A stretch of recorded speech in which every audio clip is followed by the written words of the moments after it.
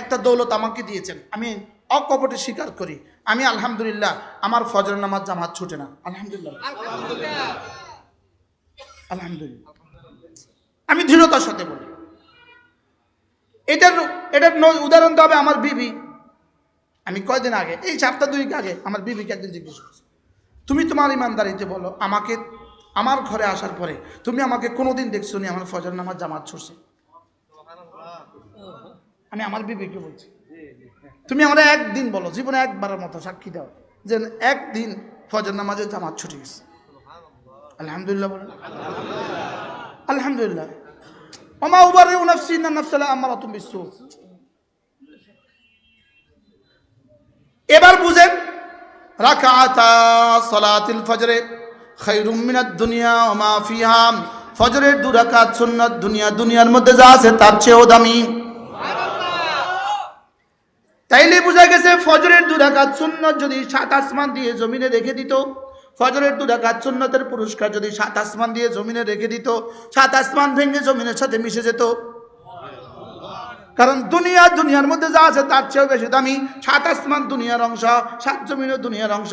7 আসমান 7 জমিনে যা আছে তার চেয়েও বেশি দামি, তার চেয়ে বেশি ভারী। এটা যদি 7 আসমান 7 জমিনের উপরে রেখে দিত, তাহলে এটা থাকতো কেমনে? সুবহানাল্লাহ। এবার রব আমাদেরকে, যাদেরকে মসজিদের ইমাম বানিয়েছে, আলহামদুলিল্লাহ আমাদের তো ফজরের 2 রাকাত সুন্নাত ছুটে না, আলহামদুলিল্লাহ কয় না। রব আমাদেরকে দিলেন কি? অন্যদেরকে দিলেন কি? অন্যদের বেতন 70,000, আমাদের বেতন 7,000, লেকিন আমাদের যে ফজর ছুটে না। আর অন্যরা যে ফজর পড়ে না, ওনার বেতন 70,000, উনি আবার ফজরে উঠতো, ভূতে কিলেছে কি?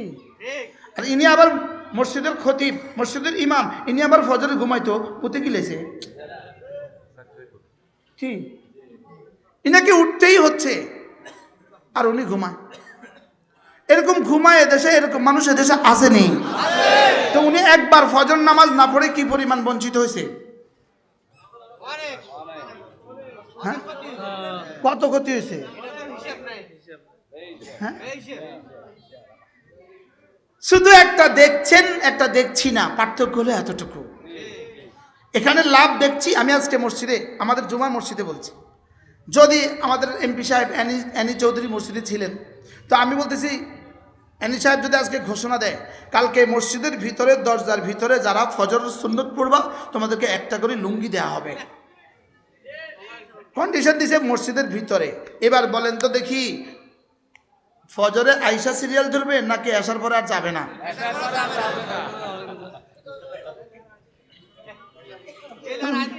যদি ফজরের মসজিদের ভিতরে ঢুকতে না পারি, এখন আসার পরে দেখে যে ভরে গেছে, তো মাগরিব পরে আর যাবে না। মাগরিব পরে দেখে যে ভরে গেছে, তো আসরের পরে আর যাবে না। প্রয়োজনে পাম্পাস পরে আসবে। লেকিন আমি তো লুঙ্গি চাই, আমি তো লুঙ্গি, এক লুঙ্গি, এক লুঙ্গি, এক লুঙ্গি, এক লুঙ্গি, এক লুঙ্গি। কত দোয়া, কত কাঁদা, সারা রাত কাঁদে, আল্লাহ একটা লুঙ্গি। অথচ রাকাতা সালাতুল ফজরে খায়রুম মিনাদ দুনিয়া ওয়া মা ফিহা, ফজরের 2 রাকাত নামাজ দুনিয়ার মধ্যে যা আছে তার চেয়েও দামি। যদি 2 রাকাত সুন্নতের এত দাম হয়, ফরজের দাম কত? মান সাল্লা সালাতাল ফজরে ফাহুয়া ফি যিম্মাতিল্লাহ। এবার আল্লাহর নবী বলেন, যে ফজর নামাজ পড়লো আল্লাহর জিম্মাতে ঢুকে গেল। এজন্য আমি বলি, যে ফজর নামাজ পড়তে জানে না, ফজর নামাজ পড়তে পারে না, যার ফজরের সৌভাগ্য হয় না, তার দ্বারা অন্য কিছু হলে হইতে পারে, তার দ্বারা জীবনে কখনো ইসলামী হুকুমত হবে না। এক্সকিউজ মি, কি বলছি বলেন না, মুখস্থ করেন কি কইছি কোন? হ্যাঁ, তার দ্বারা কমপক্ষে আকিমউদ্দিন হবে না। তার দ্বারা কি হবে না বলেন? তিনি এমপি হয়ে যেতে পারে, লেকিন আকিমউদ্দিন হবে না। এমপি তো কতজনই হইছে, কত বেটি হইছে। যে দেশে এমপি হইলে মুমতাজের মতো বেডিও এদেশের এমপি হইতে পারে, হে দেশে আবার এমপি। এটা বুখারী, মুসলিম, আবু দাউদ, তিরমিজি সব পারে, সব মুখস্থ। যে দেশে বাউল এক ফাউল, কুল আউযু বিরাব্বিন নাস তরজমা করে আল্লাহ নাস তো কইছে। এই জানোয়ারকে যে সমর্থন করে সেও কাফের। এরা জানোয়ার, এরা কুকুরের চেয়ে নিকৃষ্ট, এরা শুয়োরের চেয়ে নিকৃষ্ট। এই বাউল আর ফাউল কুকুরের চেয়ে নিকৃষ্ট, শুয়োরের চেয়ে নিকৃষ্ট। আল্লাহ নাচতে কইছে, তাকে আবার সমর্থন করে, কেউ কেউ তাকে আবার সমর্থন করে, কেউ কেউ তাদের পক্ষে আবার মিছিল করে, এরাও কাফের।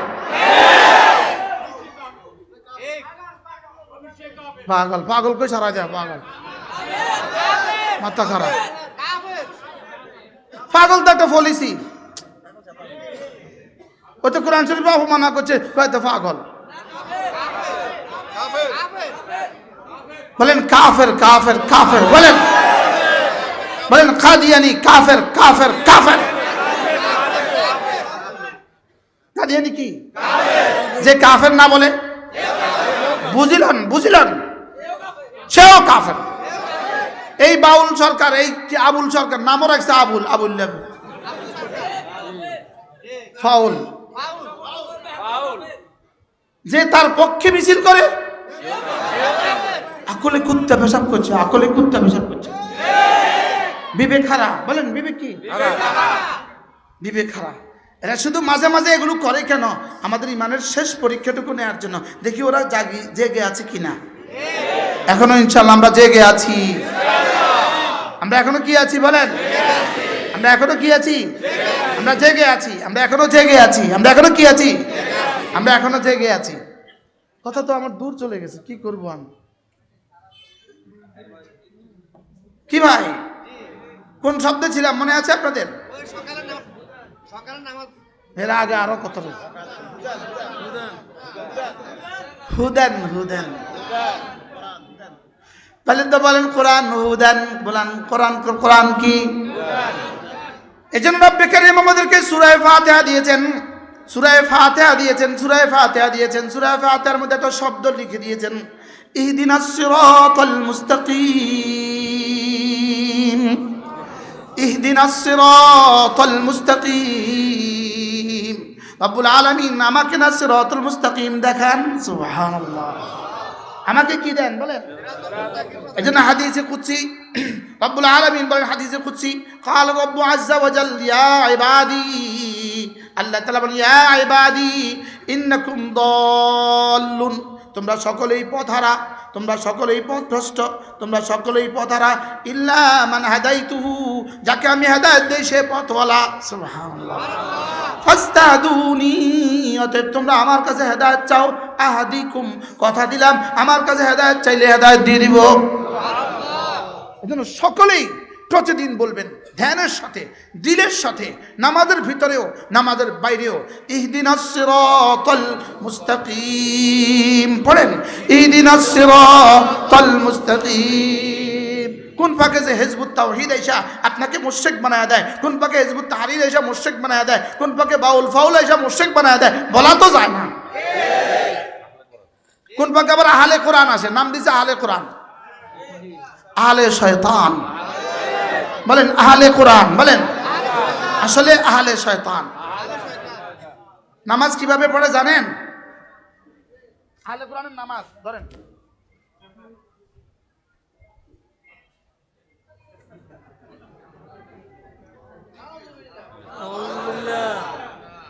এই হলো আহলে কোরআনের নামাজ। শয়তান, আর বলেন শয়তান, বলেন হিজবুত তাওহীদ শয়তান। হিজবুত তাওহীদ কি বলেন? কাদিয়ানি শয়তান, এ বাউলরা শয়তান, এ লালনরা শয়তান। মনে থাকবে কোথায়? মনে থাকবে? আল্লাহ আমাদের সবাইকে বুঝ দান করেন। ইন্নাকুম দাল্লুন, তোমরা পথহারা, ইল্লা মান হাদাইতুহু, যাকে আমি হেদায়েত দেই, ফাস্তাহদুনি, অতএব আমার কাছে হেদায়েত চাও, আহাদিকুম, আমি হেদায়েতে ধন্য করে দিব। এই নোয়াখালী 1988 সাল, আবুল হোসেন সরকার সাহেবের মসজিদ, আমাদের মার্কাজ মসজিদ, 1988 সাল। আমি ছিলাম ক্লাস 8-এর ছাত্র। এখানে একটা ইজতেমা ছিল। আমরা লক্ষ্মীপুর থেকে আসছি, টুমচুর থেকে আসছি। এই হযরত ওমর পালনপুর রহমতুল্লাহ আলাইহি মাগরিব বাদ বয়ান করেছেন, একটা শব্দ বলেছেন, আজও আমার কানে বাজে, হেদায়েত এত কঠিন নয়, চাইলেও পাবা না, এত সহজ নয়, না চাইতেই পেয়ে যাবা। কি বলছে বলেন? চাইলেও, এটা এত কঠিন নয়, কেউ চাইবে তাকে রব দিবে না, এটা হবে না। বলেন হেদায়েত এত কঠিন নয়, বলেন চাইলেও পায় না, এত কঠিন নয়, আবার এত সহজ নয়, না চাইতেও কি পেয়ে যায়। এজন্য হেদায়েত চাওয়া আল্লাহ তাআলার কাছে, হেদায়েত চাওয়া, হেদায়েত হেদায়েত হেদায়েত কি চাওয়া?